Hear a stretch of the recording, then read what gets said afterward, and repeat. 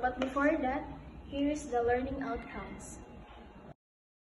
Is reorder point. The reorder point, or ROP, is the inventory level at which a new order must be replaced to replenish stock before it reaches zero, ensuring continuous operations and preventing stock ups.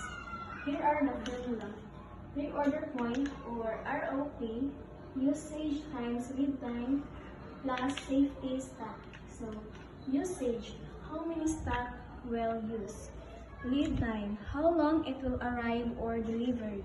Safety stock, extra inventory kept to cover unexpected. Here are the examples.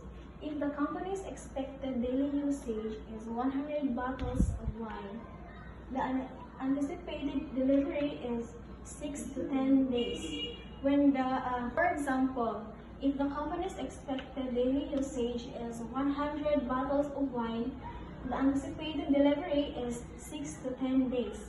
When will the company place the order? Reorder point.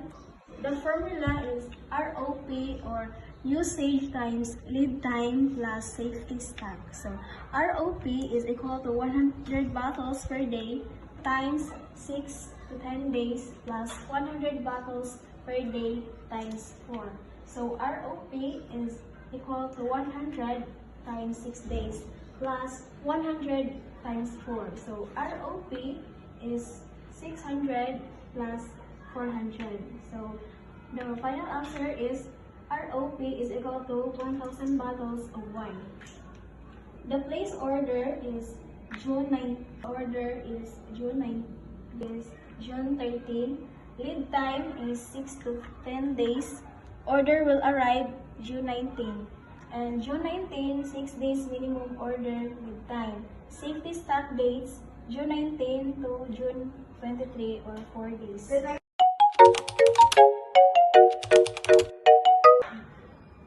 The economic order quantity, or EOQ, is used to determine the most cost-effective quantity of inventory to order one that minimizes the total cost of ordering and holding seed.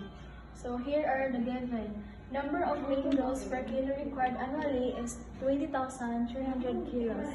Cost of placing an order, 350 pesos. Annual carrying cost, 5 pesos. So determine the following A to F.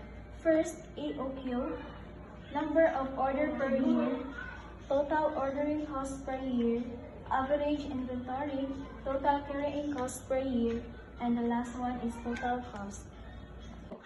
So square root of 2,842 is equal to 1,685.82 kilos. So our answer for EOQ is equal to 1,685.82 kilos.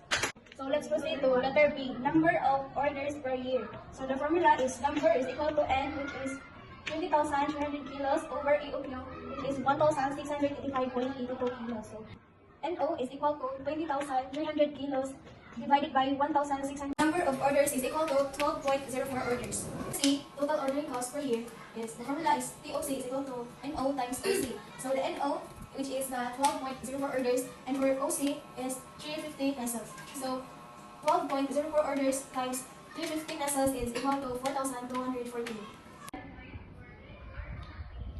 AI is equal to 1,685.82 kilos divided by 2 is equal to 842.91 kilos.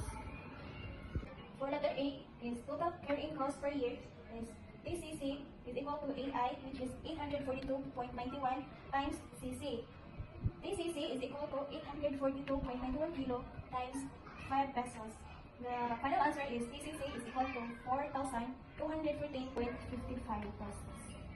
For letter F, total cost. Formula is TOC plus TCC. TC is equal to 4,214 plus 4,214.55. So the final answer is TC is equal to 8,428.55 pesos.